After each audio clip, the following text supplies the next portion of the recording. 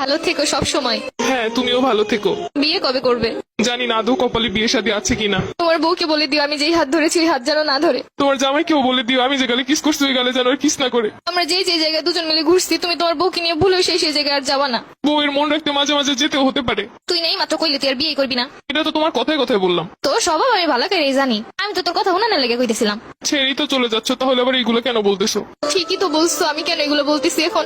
আমাকে ছেড়ে খুব ভালো থাকবে তাই না? ভালো তো থাকতাম, কিন্তু এই 2-3 বছরে তো হাজার হাজার টাকা খরচ হয়ে গেছে আমার। ঘুরতে গেলে গাড়ি ভাড়া তো আসি, ফুচকা খাওয়ানো, চটপটি খাওয়ানো, আইসক্রিম খাওয়ানো, এইগুলোর পিছনে 70 টাকা গেছে আমার। কষ্ট পেও না, যখন জামাই হবে টাকা পয়সা হলে তোমাকে সব শোধ করে দিব। তোমার কিন্তু মাঝে মধ্যে এমবিও বইটা দিতাম আমি। হ্যাঁ ঠিকই বলছো, আমি তোমার কাছ থেকে নিতে চাইছিলাম না, তুমি আমাকে জোর করিয়ে দিছিলা। তখন তো বুঝি না এগুলো সব লস হয়ে যাবে। আচ্ছা জামাই হলে ওটাও শোধ করে দিব, টেনশন করো না। ঠিক আছে, ওইগুলো শোধ করে দিলে আমার আর মনে কোনো কষ্ট নাই।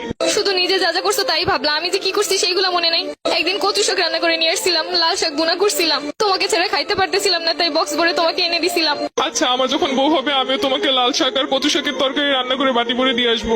চেয়েছিলে এই শীতে রাজহাঁস রান্না করে খাওয়াতে আমাকে। ইচ্ছে তো ছিল কত কিছুই, কিন্তু হলো কই? সবই তো ঠিক ছিল, শুধুমাত্র একটা স্বপ্ন দেখে এভাবে চলে গেলে। আর আমার এই শীতে রাজহাঁস খাওয়া হলো না। শুধু কি স্বপ্নই? তুমি যে একটা মেয়ের দিকে তাকাইছিলে 2 মিনিটের জন্য, সম্পর্কে শুরুতেই বলছিলাম কোনো মেয়ের দিকে ভুলেও তাকাবা না। তুমি শুধু তাকানোটাই দেখলে, কিসের জন্য তাকাইছি সেটা তো একবারও জানতে চাইলে না। ওই মেয়েটার অন্য গাড়িতে পেঁচে যাচ্ছিল, আমি মেয়েটাকে বাঁচানোর জন্য ওকে ইশারা করে বুঝাচ্ছিলাম। আমি বেঁচে থাকতে অন্য কেউ মরে যাচ্ছে বলে তোমার এত কষ্ট হচ্ছিল? আমি তো বলেছি আমার ভুল হয়েছে। কিছু কিছু ভুলের কখনো ক্ষমা হয় না, এটা তো জানো। আর তুমি তো জানো আমি সবকিছু সহ্য করতে রাজি, কিন্তু মেয়েদের ব্যাপার নিয়ে একদমই সহ্য করতে পারি না। তাই তো আর আটকাতেও পারছি না। দোয়া করি সুখে থাকো সব সময়। তুমি আমাকে খুব সহজে ভুলে যেতে পারবে তাই না?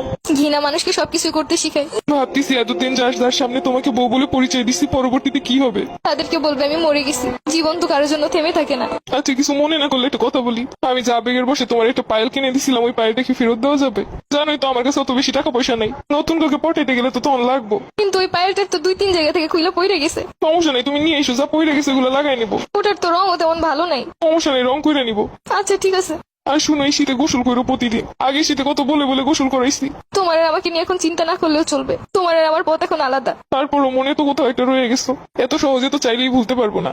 কিছু না মনে করলে আমি একটা কথা বলি। তোমার তো আমি একটা গড়ি গিফট করছিলাম, ওই গড়িটা কি ফেরত দেওয়া যাবো? ওই গড়িটা তো পানি ঢুকে নষ্ট হয়ে গেছে। সমস্যা নেই, নষ্ট হইলেও চলবো। পুরোনো জিনিস বিক্রি হয়ে যে গ্রুপগুলোতে ওইগুলোই সেল করে দিব। একটা ড্রেস পছন্দ হয়েছে, ভাবছিলাম তোমারে বলবো, সেটা তো আর হলো না। ওই গড়িটা বিক্রি করেই কিনবো। লাস্ট ওই একটাই স্মৃতি ছিল আমার কাছে, ওটাও নিয়ে যাবে। আমি নিজেই নেই, আমার স্মৃতি দিয়ে আর কি করবে?